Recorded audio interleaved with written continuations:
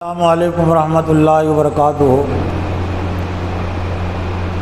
الحمد للہ نحمده ونستعینه ونستغفره ونؤمن به ونتوکل علیہ ونعوذ باللہ من شرور انفسنا ومن سیئات اعمالنا۔ قال اللہ تعالی فی القرآن المجید والفرقان الحمید۔ فاعوذ باللہ من الشیطان الرجیم، بسم اللہ الرحمن الرحیم۔ هو اللہ الذی لا الہ الا هو عالم الغیب والشہادۃ هو الرحمن الرحیم۔ هو اللہ الذی لا الہ الا هو الملک القدوس السلام المؤمن المہیمن العزیز الجبار المتکبر، سبحان اللہ عما یشرکون۔ هو اللہ الخالق البارئ المصور، له الاسماء الحسنى، یسبح له ما فی السماوات وما فی الارض وهو العزیز الحکیم۔ وقال اللہ تعالی اذن قل هو اللہ احد اللہ الصمد لم یلد ولم یولد ولم یکن له کفوا احد۔ وعن ابن عباس رضی اللہ تعالی عنہ قال كنت ردیف النبی صلی اللہ علیہ وسلم فقال یا غلام الا اعلمک بکلمات ینفعک اللہ بہن؟ قلت بلا۔ قال احفظ اللہ یحفظک احفظ اللہ تجد امامک الی آخر الحدیث۔ معزز و محترم دینی بھائیوں، بزرگوں، نوجوانوں، خواتین اور بہنوں، آج کے اس جمعہ کے خطبے میں جس عنوان اور موضوع کے تحت کچھ باتیں پیش کرنی ہیں وہ دین اسلام کا ایک اہم اور بنیادی عنوان اور موضوع ہے، اور دین اسلام کا بنیادی تقاضا بھی ہے، اور وہ ہے عقیدہ توحید اور اس کے کچھ بنیادی تقاضے۔ اسلام نے عقیدہ توحید کو صرف عقیدے کے طور پر پیش نہیں کیا، بلکہ اس کو ایک طاقت اور قوت کے طور پر بھی پیش کیا ہے، اور حقیقتاً واقعتاً عقیدہ توحید میں بہت بڑی طاقت اور قوت ہے۔ علامہ اقبال رحمۃ اللہ علیہ نے بھی اپنے اشعار میں توحید کو ایک قوت کے طور پر، ایک طاقت کے طور پر پیش کیا ہے۔ ایک ان کی بڑی مشہور و معروف نظم ہے، اسلامی نظریے کی تائید میں اور باطل نظریے سیاست کی تردید میں، اور اسی نظم میں علامہ اقبال نے کہا کہ بازو تیرا توحید کی قوت سے کبھی ہے، اسلام تیرا دے سے تو مستفوی ہے۔ بازو تیرا توحید کی قوت سے کبھی ہے، تیرے بازو میں، تیرے ہاتھوں میں جو طاقت اور قوت آتی ہے وہ توحید کے ذریعے سے آتی ہے۔ اسلام تیرا دے سے تو مستفوی ہے۔ توحید تو یہ ہے کہ خدا حشر میں کہہ دے یہ بندہ دو عالم سے خفا میرے لیے۔ توحید کے ذریعے سے زندگی میں ایک انقلاب یہ بھی آتا ہے، ایک تبدیلی یہ بھی آتی ہے کہ اس کو انسانوں کی ناراضگی کا، خفا ہونے کا کوئی احساس نہیں ہوتا، کوئی ملال بھی نہیں ہوتا، افسوس بھی نہیں ہوتا کہ باپ مجھ سے ناراض ہو گیا، حکومت مجھ سے ناراض ہو گئی، خاندان مجھ سے ناراض ہو گیا، اس کو احساس نہیں ہوتا۔ اور انبیاء علیہ السلام کے اور ان کے پیروکاروں کی تاریخ اس پر شاہد ہے۔ حضرت ابراہیم علیہ السلام نے جب توحید کو اختیار کیا، عقیدہ توحید کو، تو باپ کی ناراضگی کا انہیں کوئی ملال نہیں ہوا، قوم کی ناراضگی کا بھی کوئی ملال نہیں ہوا، نمرود کی ناراضگی اور دشمنی کا بھی کوئی ملال نہیں ہوا۔ اور ایک لمبی تاریخ ہے انبیاء علیہ السلام کے اس عنوان کے تحت، اور انبیاء کے پیروکاروں کی بھی ایک لمبی تاریخ ہے اس عنوان کے تحت، لیکن یہ تبدیلی اس وقت آتی ہے توحید کے ذریعے سے۔ ایک انسان کے اندر طاقت اور قوت توحید کے ذریعے سے اس وقت پیدا ہوتی ہے جب کہ وہ توحید کو سمجھ کر شعور کے ساتھ اس کو قبول کرے۔ لفظ عقیدے میں ہی خود مضبوطی کا پیغام ہے، اس میں طاقت اور قوت موجود ہے۔ عقدۃ عربی میں گانٹھ کو کہتے، گرا کو کہتے، اور اسی سے لفظ عقیدہ بنا ہے۔ عملی لحاظ سے کوئی بات پیش کی جائے تو سمجھنے میں آسانی ہوتی تو میں کہیں کہیں پیش کر دیتا ہوں۔ عقیدہ کس کو کہتے عربی میں؟ عقیدہ گانٹھ اور گرا کو کہتے ہیں۔ یہ جو میں نے رومال پر جو گانٹھ لگائی اسی کو کہتے عقیدہ، عقدۃ۔ قرآن مجید میں اللہ نے یا ایھا الذین آمنوا اوفوا بالعقود، اے ایمان والو اپنی گانٹھوں کو، گروہ کو پورا کرو۔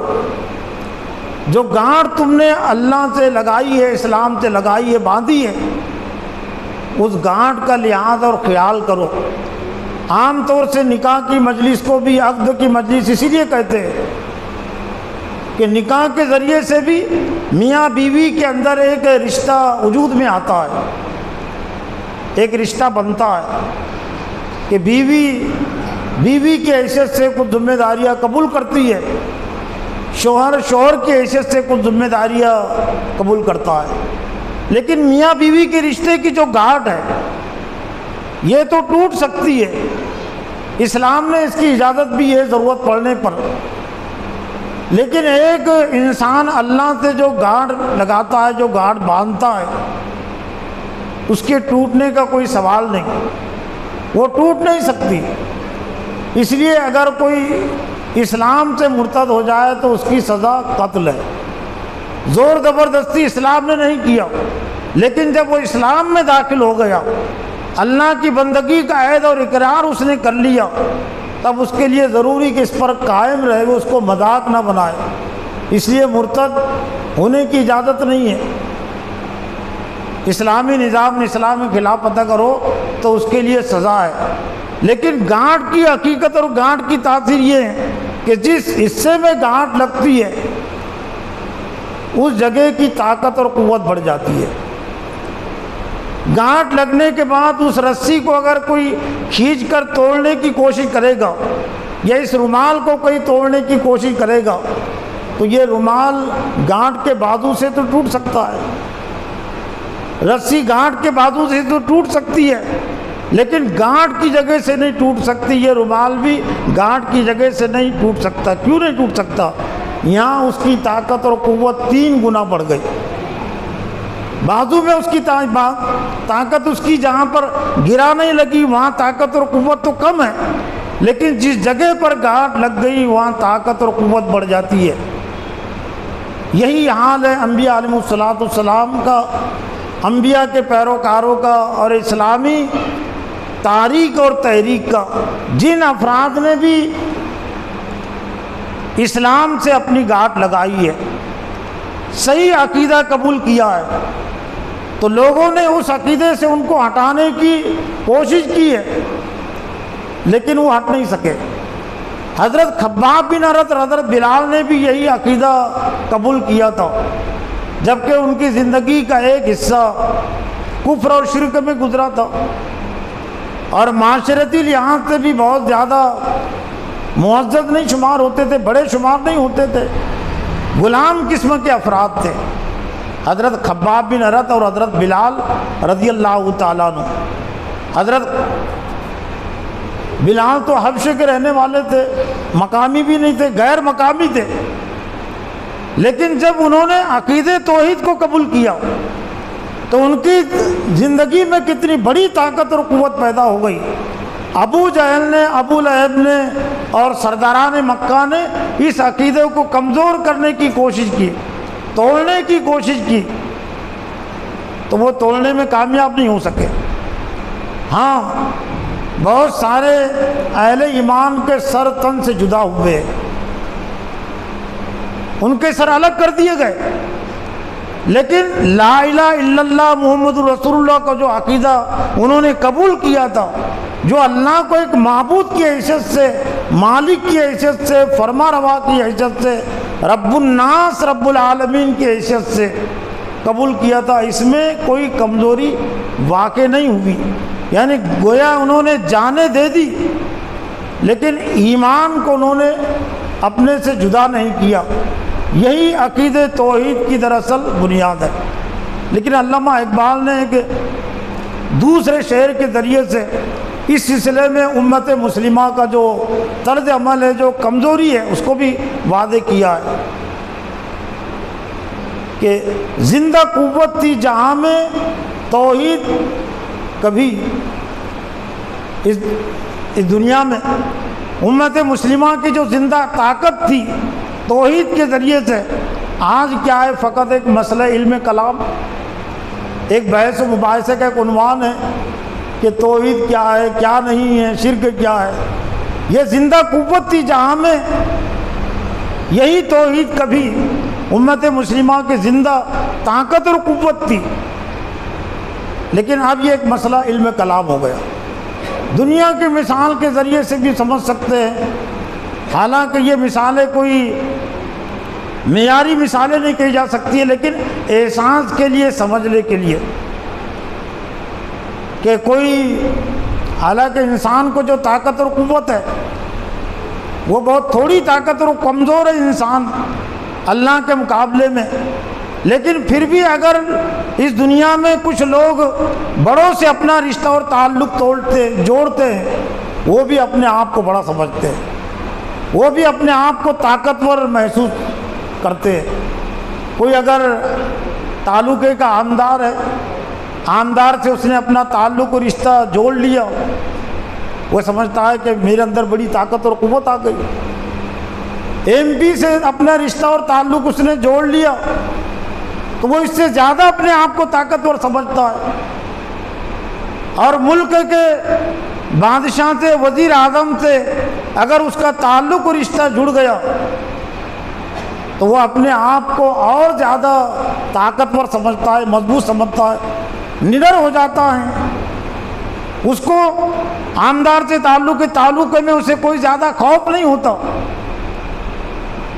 ایم پی سے اس کا تعلق ہے جڑا ہوا خاصدار سے، تو ضلع میں بہت زیادہ اس کو خوف نہیں ہوتا، ڈر نہیں ہوتا، اور ملک کے وزیر اعظم سے اگر اس نے اپنا تعلق جوڑا ہے کہ ملک کے وزیر اعظم کو فرما روا کی حیثیت سے، حکمراں کی حیثیت سے، اپنے لیڈر کی حیثیت سے اس نے اسے قبول کیا ہے، اور اس فرما روا نے بھی اس کے متعلق اعلان کر دیا کہ یہ میرا چاہنے والا ہے، یہ مجھ سے محبت کرنے والا ہے اور میں اس سے محبت کرنے والا ہوں، تب ملک میں اب ظاہر بات ہے کوئی طاقت اور قوت اس کو نہیں روک سکتی منصوبوں سے۔ حالانکہ اللہ کی طاقت اور قوت یہاں بھی ہے، وہ ڈھیل دیتا ہے، لیکن ذرا ہم اب اللہ سے ہم نے جو اپنا تعلق و رشتہ قائم کیا ہے، یہ دنیا والے، دنیا کے کچھ عارضی فرما رواؤں سے جو بظاہر ہے کمزور لیکن طاقتور شمار ہوتے، بظاہر انسان کمزور ہی ہے، چاہے بادشاہ ہو چاہے غلام ہو، حقیقت میں وہ کمزور ہے، اللہ کے مقابلے میں سب کمزور ہے، لیکن ایسے کمزور انسانوں سے اپنا تعلق رشتہ کچھ لوگ جوڑ لیتے ہیں، فرما روا ان سے اپنا تعلق رشتہ جوڑ لیتا ہے تو وہ اپنے آپ کو طاقتور محسوس کرتے ہیں، لیکن ہم نے رب العالمین سے اپنا تعلق رشتہ جوڑا ہے، جو خالق کائنات ہے، مالک کائنات ہے، اس کو ہم نے اپنا فرما روا، اپنا معبود تسلیم کیا ہے، قانون ساز تسلیم کیا ہے، اور پوری دنیا پر اس کی حکمرانی ہے، صرف بھارت پر نہیں، دنیا کے چپے چپے پر اس کی حکمرانی ہے، تو پھر اب ایک مسلمان کو ڈرنے کی کوئی ضرورت ہی نہیں ہے۔ جب خالق کائنات اور مالک کائنات کو اسے اپنا رب تسلیم کیا ہے، تب اسے دنیا میں کسی بھی جگہ پر ڈرنے کی ضرورت نہیں ہے۔ لیکن مسلمان آج ہر جگہ ڈر رہے ہیں۔ ہر جگہ کیوں ڈر رہے ہیں؟ اس لیے کہ اللہ سے جو تعلق رشتہ ہم نے جوڑنا چاہیے تھا شعوری، وہ شعوری تعلق ہم نے نہیں جوڑا۔ اللہ کی طاقت اور قوت پر ہم کو اعتماد اور بھروسہ نہیں ہے، دنیا والوں کی طاقت اور قوت پر اعتماد اور بھروسہ ہے، آمداروں کی طاقت اور قوت پر، دنیا کے حکمرانوں کی حکومتوں کی طاقت اور قوت پر، پارٹیوں پر بھروسہ ہے، تو پھر اللہ تعالی ہم کو حکمرانوں کی ٹھوکر میں ڈال دیتا ہے۔ ایک اہم حدیث ہے، اور اس حدیث کا تعلق بھی ایک طرح سے عقیدہ توحید کے تقاضوں سے جڑ جاتا ہے۔ حضرت عائشہ رضی اللہ تعالی عنہا اس حدیث کی راوی ہے، اور اس حدیث کی اہمیت اس لیے بڑھ جاتی ہے کہ حضرت امیر معاویہ رضی اللہ تعالیٰ عنہ جب شام کے گورنر تھے، فرما روا تھے، تو انہوں نے حضرت عائشہ رضی اللہ تعالیٰ عنہا کو خط لکھا تھا، اور خط میں درخواست کی تھی کہ مجھے آپ کوئی نصیحت کیجیے جو مختصر ہو اور بہت جامع ہو۔ حضرت عائشہ رضی اللہ تعالیٰ عنہ کے پاس جب حضرت امیر معاویہ کا یہ خط آیا تو حضرت عائشہ رضی اللہ تعالیٰ عنہ نے جو جواب دیا اس خط کا، تو اپنے طرف سے کوئی بات کہنے کی بجائے نبی صلی اللہ علیہ وسلم کا ایک فرمان نقل کر کے روانہ کر دیا۔ اور ہر دور کے جو معلمین گزرے ہیں، حضرت عائشہ رضی اللہ تعالیٰ عنہ بھی ایک طرح سے معلمہ تھی، مربیہ تھی، بہت سارے صحابہ کرام ان سے تعلیم اور تربیت حاصل کرتے تھے۔ تو جس کو جس تعلیم کی ضرورت ہے اور جس میدان سے وابستہ ہیں، اس میدان میں اس کو کس طرح کی رہنمائی کی ضرورت ہے، تو یہ عام طور سے مفکرین مربین اس لحاظ سے ان کی رہنمائی کرتے تھے۔ حضرت عائشہ رضی اللہ تعالیٰ عنہ کو اچھی طرح معلوم تھا کہ حضرت امیر معاویہ ایک علاقے کے گورنر ہیں، حکمراں ہیں، اور حکمراں کے پاس بہت سارے معاملات ایسے ہوتے ہیں، بہت سارے مواقع ایسے ہوتے ہیں کہ فیصلہ کرنا مشکل ہو جاتا ہے کہ میں اللہ کو راضی کروں یا انسانوں کو راضی کروں۔ اس لیے کبھی ایسا ہوتا ہے کہ اللہ کو راضی کرنے اگر وہ گیا تو لوگ ناراض ہو جاتے ہیں، لوگوں کو اس نے راضی کیا تو پھر اللہ ناراض ہو جاتا ہے۔ تو حضرت عائشہ رضی اللہ تعالیٰ عنہ نے حضرت امیر معاویہ کو جو خط لکھا تھا جواب میں، تو والسلام علیکہ، تم پر سلامتی ہو، فإنی سمعت رسول اللہ صلی اللہ علیہ وسلم من التمس رضا الناس رضا اللہ بسخط الناس کفاہ اللہ مؤونۃ الناس ومن التمس رضا الناس بسخط اللہ وکلہ اللہ الناس والسلام علیکم۔ حدیث کا ترجمہ ہے کہ میں نے نبی صلی اللہ علیہ وسلم کو فرماتے سنا، جو لوگوں کی خوشنودی، لوگوں کی رضا چاہتا ہے اللہ کی ناراضگی کے باوجود، کہ اللہ ناراض ہو جائے اس کی کوئی پرواہ اسے نہیں ہوتی، من التمس رضا الناس بسخط اللہ، تو وکلہ اللہ الناس، اللہ تعالیٰ اس کو لوگوں کے حوالے کر دیتا ہے۔ ومن التمس رضا الناس بسخط اللہ، اور جو اللہ کی رضا خوشنودی چاہتا ہے لوگوں کی ناراضی کے باوجود، کفاہ اللہ مؤونۃ الناس، تو اللہ تعالیٰ لوگوں کی شر سے، ان کی سازشوں سے اس کی حفاظت فرماتا ہے۔ ایک لمبی تاریخ ہے اس پر۔ جب بھی امت مسلمہ نے اور امت مسلمہ کے حکمرانوں نے اور ذمہ داروں نے لوگوں کو راضی اور خوش رکھنے کے لیے اللہ کو ناراض کیا، تو اللہ تعالیٰ نے پھر ان کو لوگوں کے حوالے کر دیا۔ اور جب بھی امت مسلمہ نے اور امت مسلمہ کے ذمہ داروں نے لوگوں کی ناراضی کی کوئی پرواہ نہیں کی، اللہ کی رضا خوشنودی حاصل کرنے کے لیے، تو بہت ساری تدبیریں اور بہت ساری سازشیں حکومتوں نے بھی کی ہے، حکمرانوں نے بھی کی ہے، لیکن وہ ان کا کچھ بگاڑ نہیں سکے۔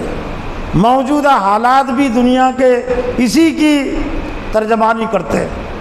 امت مسلمہ کی جو موجودہ صورتحال ہے کہ زیادہ تر امت مسلمہ نے آج سیاست کے معاملات میں، دنیا کے معاملات میں لوگوں کو راضی اور خوش رکھنے کے لیے اللہ کو ناراض کیا ہوا ہے۔ تو وکل اللہ الناس، تو اللہ تعالیٰ لوگوں کے حوالے کر دیتا ہے۔ پھر وہ کبھی لوگ ان کو سر آنکھوں پر بٹھاتے ہیں اور کبھی پھر ٹھوکروں میں پھر ان کو ٹھوکروں میں بٹھا دیتے ہیں۔ موجودہ جو صورتحال ہے میدان سیاست میں اگر دیکھیں تو غزہ کی جو صورتحال ہے، افغانستان کی جو صورتحال ہے، انہوں نے لوگوں کی ناراضگی کی کوئی پرواہ نہیں کی۔ افغانیوں نے بھی امریکہ کی، برطانیہ کی اور 50 ملک کی ناراضگی کی کوئی پرواہ نہیں کی اللہ کی رضا حاصل کرنے کے لیے۔ تو آزمائشیں تو آئی ہے ان پر بھی، لیکن آزمائشوں کے بعد اللہ تعالیٰ نے اسی دنیا میں ان کو انعام دیا ہے۔ اہل غزہ نے بھی کوئی پرواہ نہیں کی، اسرائیل کی ناراضگی کی، امریکہ کی ناراضگی کی، برطانیہ کی ناراضگی کی، حکمرانوں کی ناراضگی کی۔ تو بہت وسائل ان کے پاس بہت کم ہے، لیکن وہ عقیدہ توحید جس کو ہم ایمان باللہ بھی کہہ سکتے ہیں، ایمان کی طاقت اور قوت ان کے پاس ہے۔ تو آج وہ ڈٹے ہوئے ہیں۔ آج امت مسلمہ بھارت میں بھی یہی کمزور حالت سے گزر رہی ہے۔ رب الناس پر، رب العالمین پر، الہ الناس پر عقیدہ رکھنے کے باوجود تو جو دنیا کے لیڈر کو اپنا لیڈر مانتے ہیں، لیڈر سمجھنے کے لیے، ورنہ لیڈروں کی کوئی حیثیت نہیں ہے اللہ کے سامنے، یہ دنیا کے لیڈروں کی کوئی حیثیت نہیں۔ لیکن امت مسلمہ، بھارت کی امت مسلمہ جس کا نام اللہ ہے، رب العالمین ہے، رب الناس ہے، الہ الناس ہے، جب سے دنیا بنی ہے تب سے اور جب سے دنیا رہے گی تب بھی دنیا کل بنا لیا فان ویبقی وجہ ربک ذو الجلال والاکرام، تو سب فنا ہو جائیں گے، اللہ کی ذات باقی رہیں گی۔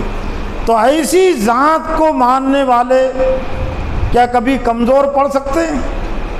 اور کیا کبھی کمزور ہو سکتے ہیں؟ اگر وہ اپنے آپ کو کمزور اگر سمجھ رہے ہیں تو پھر احتساب کی ضرورت ہے، جائزے کی ضرورت ہے۔ انبیاء علیہ السلام اور انبیاء کے پیروکاروں کی تاریخ قرآن مجید میں ہے۔ آج اس وجہ سے امت مسلمہ اپنے آپ کو کمزور سمجھ رہی ہے کہ ہماری آبادی کم ہے اور سیاست میں ہمارا کوئی زیادہ حصہ نہیں ہے، کوئی حصہ داری نہیں ہے، جبکہ یہ بے بسی کو ہم نے خود دعوت دی ہے۔ اگر جائزہ لیا جائے تو یہ سیاسی بے بسی کو ہم نے خود دعوت دی ہے، ورنہ اسلام کی تاریخ اور اہل اسلام کی تاریخ یہ ہے کہ جب امت مسلمہ کے پاس سیاسی طاقت اور قوت نہیں تھی، حضرت ابراہیم علیہ السلام کے پاس بھی نہیں تھی، حضرت نوح علیہ السلام کے پاس بھی نہیں تھی سیاسی طاقت اور قوت، لیکن وہ کمزور نہیں تھے۔ 950 سال میں بھی نوح علیہ السلام کی نافرمان قوم ان کا بال بھی نہیں کر سکی۔ 100 سال کی مدت میں بھی آذر اور نمرود اور ابراہیم علیہ السلام کی قوم حضرت ابراہیم علیہ السلام کا بال بھی نہیں کر سکی۔ موسیٰ علیہ السلام کے پاس طاقت اور قوت نہیں تھی فرعون سے لڑنے کی، لیکن فرعون موسیٰ علیہ السلام کا بال بھی نہیں کر سکا۔ تو اس دور میں بھی اللہ تعالیٰ نے امت مسلمہ کو کامیاب کیا ہے، ان کے مخالفین پر غالب کیا ہے، جب ان کے پاس سیاسی طاقت اور قوت نہیں تھی، لیکن اللہ رب العالمین کی طاقت اور قوت ان کے ساتھ تھی، جو اس دنیا کا فرما روا ہے، یہ دنیا کا پالن ہار ہے، قانون ساز ہے، اس سے انہوں نے اپنا تعلق رشتہ جوڑا تھا۔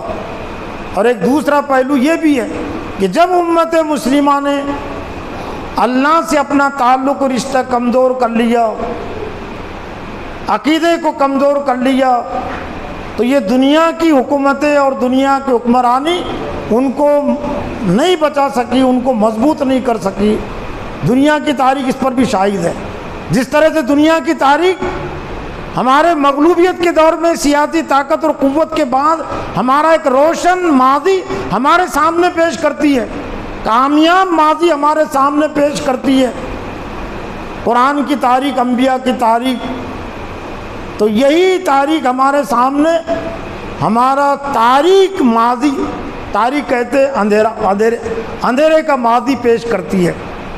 خلافت بنو عباسیہ کی 500 سالہ تاریخ جو اقتدار اور حکومت کی تاریخ تھی، لیکن ایک ہی ہفتے میں مٹھی بھر تاتاریوں نے تیا پاچا کر دیا تھا۔ 2.5 کروڑ کل آبادی ہوتی تھی خلافت بنو عباسیہ کے ماتحت، ایک ہی ہفتے میں 1.25 کروڑ مسلمانوں کا قتل عام، 50% آبادی کا خاتمہ، قلعے بھی تھے، فوج بھی تھی، پولیس بھی ان کے پاس تھے، حکمرانی تھی، لیکن دین کو انہوں نے چھوڑ دیا تھا، عقیدہ توحید کے تقاضوں کو فراموش کر دیا تھا۔ اور یہ ایک لمبی تاریخ ہے یہ ہماری، ہے ذلت و اقتدار کے باوجود جلا وطنی کی قتل عام کی ایک لمبی تاریخ ہے۔ اندلس بھی اس سے گزرا ہے، 800 سالہ حکومت تھی، لیکن 800 سالہ حکومت وہ دنوں میں ختم ہو گئی۔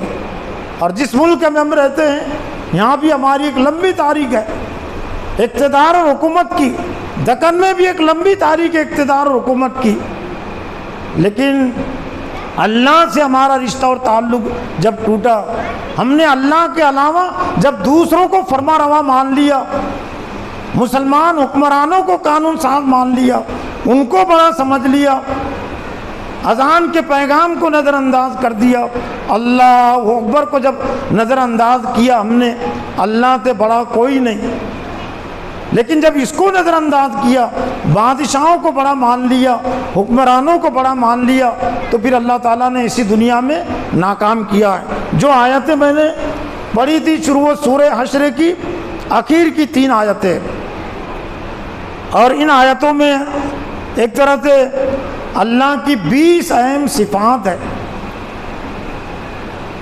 هو اللہ الذی لا الہ الا هو عالم الغیب والشہادہ، وہی اللہ ہیں، اس کے علاوہ کوئی معبود نہیں، عالم الغیب والشہادہ، جاننے والا ہے حاضر کا اور غائب کا۔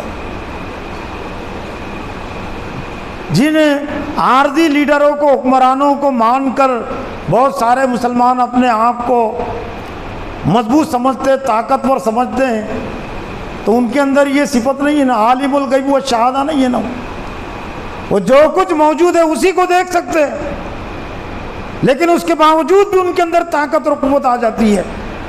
کمزور حکمرانوں کو جب مان لیتے، شعور کے ساتھ مانا ہے انہوں نے، تو عارضی طور پر ان کے اندر مضبوطی آ گئی کہ ہمارا فلاں لیڈر ہے، ہماری فلاں پارٹی ہے۔ حالانکہ یہ جب اللہ کا غضب اور عذاب آتا ہے تو کوئی لیڈر نہیں بچا سکتا، کوئی حکومت نہیں بچا سکتی۔ هو الرحمن الرحیم، بڑا مہربان نہایت رحم کرنے والا ہے۔ هو اللہ الذی لا الہ الا هو الملک القدوس، الملک اصل بادشاہ، قدوس بے عیب، جس میں کوئی نقص نہیں، جس میں کوئی کمزوری نہیں، تمام کمزوریوں سے اور تمام عیبوں سے پاک ہے۔ دنیا کے جو جتنے فرما روا ہیں ان کے ساتھ کمزوریاں بھی لگی ہوئی ہے، ان کے ساتھ موت بھی لگی ہوئی ہے، ان کے ساتھ بیماریاں بھی لگی ہوئی ہے، ان کے ساتھ لاچاریاں بھی لگی ہوئی ہے، لیکن جس اللہ کو ہم مانتے ہیں وہ اللہ تمام عیوب سے، تمام کمزوریوں سے پاک اور صاف ہے۔ السلام المؤمن، وہ خود سراپا سلام ہے اور دوسروں کو بھی سلامتی دینے، المؤمن امن دینے والا، المہیمن نگہبانی کرنے والا، العزیز الجبار زبردست ہے اور جبار ہے۔ جبار کہتے ہیں کہ جس کے اوپر کوئی غالب نہ آ سکے، جبر سے جبار کا لفظ ہے، جس کو کوئی شکست نہ دے سکے، جس پر کسی کی طاقت نہ چل سکے، اس کو کہتے ہیں الجبار، الجبار المتکبر، بڑائی والا، اکبر کا لفظ اسی سے بنا ہے، بڑائی والا، اس سے اور اس پر کسی کی بڑائی نہیں ہے۔ سبحان اللہ عما یشرکون، اللہ کی ذات پاک ہے جس کے ساتھ لوگ شرک کرتے ہیں۔ وہ اللہ الخالق الباری المصور، وہی اللہ ہیں جو خالق ہے، باری موجد ہے، ایجاد کرنے والا، بنیاد رکھنے والا، زمین اور آسمان کا خالق بھی وہی ہے اور موجد بھی وہی ہے۔ المصور، تصویر گری کرنے والا، تصویر بنانے والا۔ لہ الاسماء الحسنی، اسی کے لیے ہیں بہتر نام۔ یسبح لہ ما فی السماوات و ما فی الارض۔ ٹرمپ ہو یا اور مودی ہو اور جتنے بڑے بڑے یہ آسمان زمین کی تسبیح پاکی بیان بہت چھوڑیے، ان کے ماننے والے خود ان کو گالیاں دیتے ہیں، پیٹھ پیچھے گالیاں دیتے ہیں۔ تعریف کرنا، تسبیح پاکی بیان کرنا یہ بہت دور کی بات ہے۔ بہت سارے ایسے بھی ہیں کہ سامنے تو ان کی تعریف کرتے ہیں لیکن پیچھے گالیاں دیتے ہیں۔ لیکن جس اللہ پر ہمارا ایمان ہے، یسبح لہ ما فی السماوات و ما فی الارض، اسی کی تسبیح اور پاکی بیان کرتی ہے وہ تمام چیزیں جو آسمانوں میں ہیں اور جو زمین میں ہیں۔ تو کیا ایسے کو ماننے والے کبھی کمزور پڑ سکتے ہیں؟ کمزور ہو سکتے ہیں؟ اور پھر اللہ تعالیٰ نے اپنی طاقت اور قوت کے حوالے سے صرف دو ہی مقام کے دو ہی جملے سمجھ لیجئے۔ ان بطش ربک لشدید، سورہ بروج میں اللہ نے فرمایا کہ ان بطش ربک لشدید، بے شک تیرے رب کی پکڑ بہت شدید ہے۔ جو اس کی پکڑ میں آ جاتا ہے اور جو اللہ کے غضب کو، اس کی پکڑ کو دعوت دے دیتا ہے، اس کی پکڑ سے کوئی نہیں بچ سکتا۔ ان بطش ربک لشدید، دنیا کے حکمرانوں کی پکڑ یہ شدید نہیں ہو سکتی، بہت سارے بچ جاتے ہیں، خلاصی حاصل کر لیتے ہیں، لیکن اللہ کی پکڑ سے کوئی بچ نہیں سکتا۔ پھر سورہ مدثر میں اللہ تعالیٰ نے اپنے تعارف کے حوالے سے وما یعلم جنود ربک الا ہوا، یہ بھی توحید کا ہی تقاضا ہے۔ اور وما یعلم جنود ربک الا ہوا، اللہ کے علاوہ، رب کے علاوہ اس کے لشکروں کو کوئی نہیں جان سکتا۔ حضرت صلی اللہ علیہ وسلم کے اولین طور پر خطاب ہے، یعنی گویا کہ حضرت محمد صلی اللہ علیہ وسلم اور انبیاء کو بھی اللہ کے لشکروں کا علم نہیں ہے۔ اللہ کے لشکروں کو صرف اللہ ہی جانتا ہے، اور کب کس کو اللہ تعالیٰ لشکر بنا دے یہ بھی کوئی نہیں جان سکتا۔ ان گنت اللہ کے لشکر ہے۔ یہ ہوا جس کے ذریعے سے ہم سانس لیتے ہیں، ضرورت پڑنے پر اللہ تعالیٰ اس کو اپنا لشکر بنا دیتا ہے، اپنی فوج بنا دیتا ہے۔ قوم عاد اور قوم سمود ہو اور گزشتہ زمانے کی قوموں کی ہلاکت کی جو تاریخ قرآن مجید میں ہے، تو اس میں زیادہ تر ہوا کا دخل تھا، ہوا اللہ تعالیٰ نے بھیجی ہے۔ قوم عاد سے متعلق کہ مسلسل 7 راتیں اور 8 دن اللہ تعالیٰ نے ہوا بھیجی ہے۔ ہوا کو اللہ تعالیٰ لشکر بنا دیتا ہے، چونٹیوں کو اللہ تعالیٰ لشکر بنا دیتا ہے۔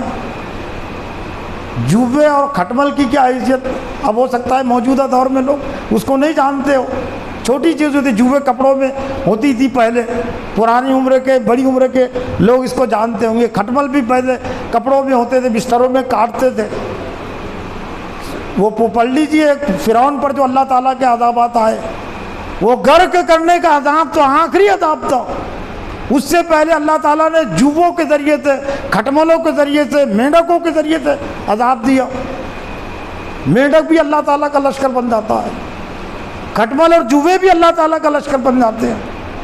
یہ ہوا اللہ کا لشکر، بارش اللہ کا لشکر بن جاتی ہے، اور یہ پرندے بھی اللہ کا لشکر بن جاتے ہیں۔ طیرن ابابیل، سورہ فیل ہے قرآن مجید میں۔ ابرہہ جو آیا تھا کھانے کعبہ کو ڈھانے کے لیے، وارسل علیہم طیرن ابابیل، اور ہم نے ابابیل پرندے بھیج دیے ان پر، اللہ تعالیٰ نے ان کو لشکر بنا دیا۔ وما یعلم جنود ربک الا ہوا، اللہ کے لشکروں کو اس کے علاوہ کوئی نہیں جانتا۔ لیکن جو لشکر بہت محدود ہے، معلوم ہے اس حکومت کے پاس کتنی فوج ہے، اب تو جاننا آسان ہو گیا انٹرنیٹ کے ذریعے سے ہندوستان کی فوج کتنی ہے، آپ بٹن دبائیں گے معلوم ہو جائیں گے 20-25 لاکھ کے اندر اندر ہے۔ امریکہ کی فوج بھی بس اس کے اندر اندر ہے۔ دنیا کے تمام لشکروں کا علم آج ہر ایک حاصل کر سکتا ہے، لیکن وہ بھی بے بس ہے۔ اللہ کے لشکروں کو کوئی نہیں جان سکتا، لامحدود لشکر، نامعلوم لشکر، کوئی گن بھی نہیں سکتا۔ تو ایسی ذات کو ماننے والے پھر بھی اگر وہ اپنے آپ کو کمزور سمجھتے اور کمزور دنیا والے ان کو کمزور سمجھ رہے تو یہ احتساب کی بات ہے۔ ورنہ جب امت مسلمہ کی تاریخ یہ ہے کہ جب اللہ پر ایمان ہمارا مضبوط رہا ہے، توحید کا عقیدہ مضبوط رہا ہے، تو بہت ساری تدبیریں اور بہت ساری سازشیں آج بھی ہو رہی ہے، ماضی میں بھی ہوئی ہے۔ وَمَكَرُوا وَمَكَرَ اللَّهُ وَاللَّهُ خَيْرُ الْمَاكِرِينَ، تدبیر کرتے ہیں، سازش کرتے ہیں، سازش کرنے والے اللہ تعالیٰ بھی تدبیر کرتا ہے، اللہ تعالیٰ بھی چال چلتا ہے، اور اللہ تعالیٰ کی چال سب پر بھاری ہو جاتی ہے۔ بلکہ وہ جو چالیں اختیار کرتے ہیں تو ان چالوں کو اللہ تعالیٰ خود ان کے لیے عذاب کا ذریعہ بنا دیتا ہے، ان کی ناکامی کا، ان کی ذلت و رسوائی کا ذریعہ بنا دیتا ہے۔ لیکن یہ اللہ کی مدد و نصرت جو شامل حال ہوتی ہے۔ آخر میں صرف اس حدیث کا خلاصہ ہی، چونکہ وقت ہو چکا ہے، لیکن اہم حدیث ہے، 11 اہم باتیں ہیں توحید کے، ایک طرح سے 11 اہم تقاضے بھی کہہ سکتے ہیں۔ اس حدیث کا عنوان بھی دراصل عقیدہ توحید اور اس کے کچھ تقاضے ہیں۔ حضرت عبداللہ بن عباس رضی اللہ تعالیٰ عنہ سے مروی ہے۔ حضرت عبداللہ بن عباس کہتے ہیں کہ میں ایک مرتبہ نبی صلی اللہ علیہ وسلم کے ساتھ تھا، پیچھے سواری پر بیٹھا ہوا تھا، تو اللہ کے رسول نے فرمایا کہ یا غلام، اے بچے، اللہ علمک بکلمات ینفعک اللہ بہن، اے بچے کیا میں تجھے کچھ باتیں نہ بتلاؤں جس کے ذریعے سے اللہ تعالیٰ تجھے نفع دے گا، فائدہ دے گا؟ تو حضرت عبداللہ بن عباس کے میں نے کہا قلت بلا، کیوں نہیں، ضرور بتائے۔ تو نبی صلی اللہ علیہ وسلم نے جو نصیحتیں کی یہ پوری امت مسلمہ کے لیے، میرے لیے بھی، آپ کے لیے بھی ہے۔ جو نصیحتیں اللہ کے رسول نے کی، احفظ اللہ یحفظک، اللہ کو یاد رکھ تجھے اللہ یاد رکھے گا۔ یہ قرآن مجید کی ایک طرح سے وہ ترجمانی ہے، فاذکرونی اذکرکم، تم مجھے یاد رکھو میں تمہیں یاد رکھوں گا۔ یہ اصل جو کمزوری آ گئی ہمارے اندر کہ ہم نے اللہ کو بھلا دیا، ہم نے اللہ کو یاد نہیں رکھا، اور ہم یہ چاہتے کہ اللہ نے ہمیں یاد رکھنا۔ احفظ اللہ یحفظک، اللہ کو یاد رکھ اللہ تجھے یاد رکھے گا۔ احفظ اللہ تجد امامک، اللہ کو تو یاد رکھ تو اس کو اپنے سامنے پائے گا، سامنے پائے گا۔ یہ کوئی عقیدت اور محبت میں کہی جانے والی بات، قبول کرنے والی بات نہیں ہے، یہ حقیقت پر مبنی ہے۔ جو اللہ کو ہمیشہ یاد رکھتا ہے تو گویا کہ یہ سمجھتا ہے کہ میں اللہ کے سامنے ہوں، وہ اپنے آپ کو طاقتور سمجھتا ہے، کبھی وہ غمگین نہیں ہو سکتا اور کبھی وہ کمزور نہیں پڑ سکتا۔ پھر اللہ کے رسول نے آگے جو فرمایا، تعارف الیہ فی الرخاء یعرفک فی الشدۃ، اچھے حالات میں، خوشحالی کے حالات میں تو اللہ کو یاد رکھ، اللہ کو پہچان، تو جب تجھ پر کوئی مصیبت اور پریشانی آئیں گی تو یعرف کا، اللہ تجھے پہچانے گا، تجھے یاد رکھے گا۔ لیکن اچھے حالات میں، خوشحالی کے حالات میں تمہیں اللہ کو پہچاننا چاہیے۔ آج ہمارا مسئلہ یہی ہے کہ جب اچھے حالات ہوتے ہیں تو ہم اللہ کو بھول جاتے ہیں، اور جب مصیبتیں پریشانیاں آتی ہیں، جب ہم اللہ کو یاد کرتے ہیں تو اللہ کے رسول نے فرمایا کہ جب اچھے حالات ہیں تو اللہ کو یاد رکھ، تو تجھ پر مصیبت پریشانی آئے گی تو اللہ یعرف کا فی شدتی، شدت کے حالات میں اللہ تجھے یاد رکھے گا، تجھے پہچانے۔ وَإِذَا سَأَلْتَ فَاسْأَلِ اللَّهَ، جب کوئی چیز مانگ تو اللہ سے مانگ۔ وَإِذَا اسْتَعَنْتَ فَاسْتَعِنْ بِاللَّهِ، اور جب تو مدد چاہے تو اللہ سے مدد چاہ۔ فَلَوْ أَنَّ الْخَلْقَ كُلُّهُمْ جَمِيعًا أَرَادُوا أَن يَنفَعُوكَ بِشَيْءٍ لَمْ يَكْتُبْ اللَّهُ عَلَيْكَ لَمْ يَقْدِرُوا عَلَيْهِ، اور جان لے، جمیعاً کے الفاظ ہیں، ان الخلق جمیعاً، پوری مخلوق میں سانپ بھی ہے، پوری مخلوق میں ہوا بھی ہے، پوری مخلوق میں تمام حکومتیں بھی ہے، تمام انسان بھی ہے، جاندار بھی ہے، بے جان بھی ہے۔ فَلَوْ أَنَّ الْخَلْقَ كُلُّهُمْ جَمِيعًا، جان لے کہ پوری مخلوق مل کر ان ينفعوك، تجھے کوئی نفع اور فائدہ پہنچانا چاہے، لم یکتب اللہ علیک لم یقدروا، اور وہ نفع اللہ نے تیرے حق میں نہیں لکھا ہے تو تجھے نفع نہیں پہنچا سکتی۔ پوری مخلوق مل کر، پوری حکومتیں مل کر، پورے لیڈر مل کر تجھے وہ نفع نہیں پہنچا سکتے جو نفع اللہ تعالیٰ نے نہیں لکھا ہے۔ وَعْلَمْ أَنَّ الْخَلْقَ، پھر اور جان لے کہ پوری مخلوق ان یضرک بشیء، تجھے نقصان پہنچانا چاہے، لم یکتب اللہ علیک، اور وہ نقصان اللہ تعالیٰ نے تیرے حق میں نہیں لکھا ہے، لم یضرک، تجھے کوئی نقصان نہیں پہنچا سکتا۔ تو بے خوف کر دیتی ہے نا یہ اللہ کے رسول کی حدیث، نڈر، کہ پوری مخلوق مل کر ہم کو کوئی فائدہ نہیں پہنچا سکتی اگر فائدہ اللہ تعالیٰ نے نہیں لکھا ہے ہمارے حق میں۔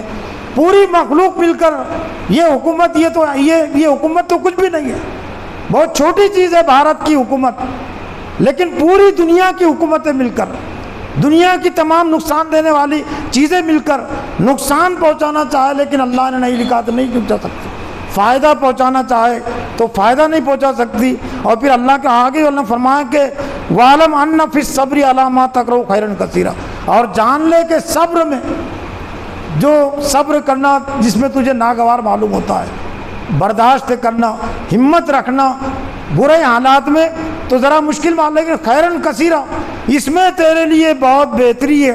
وَأَنَّ النَّصْرَ مَعَ الصَّبْرِ، اور مدد صبر کے ساتھ ہے۔ ان اللہ مع الصابرین، اللہ صبر کرنے والوں کے ساتھ ہے۔